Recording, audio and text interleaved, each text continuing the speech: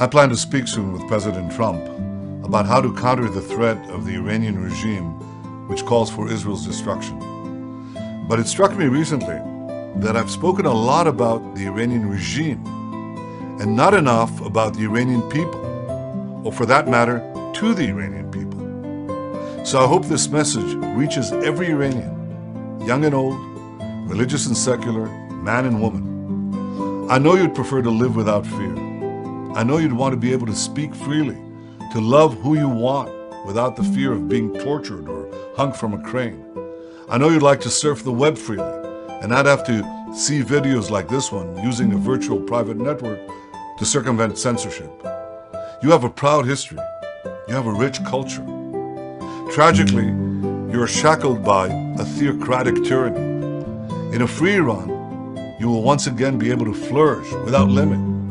But today, a cruel regime is trying to keep you down. I'll never forget the images of brave young students hungry for change, gunned down in the streets of Tehran in 2009. And I'll never forget beautiful Neda Sultan gasping for her last breath on that sidewalk. This ruthless regime continues to deny you your freedom. It prevents thousands of candidates from competing in elections. It steals money from your poor to fund a mass murderer like Assad.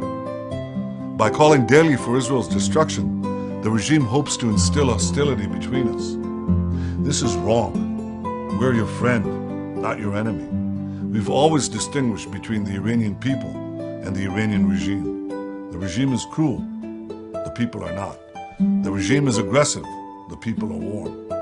I yearn for the day when Israelis and Iranians can once again visit each other freely in Tehran and Isfahan, in Jerusalem and Tel Aviv. The fanatics must not win. Their cruelty must not conquer our compassion. Our two peoples can work together for a more peaceful and hopeful future for both of us.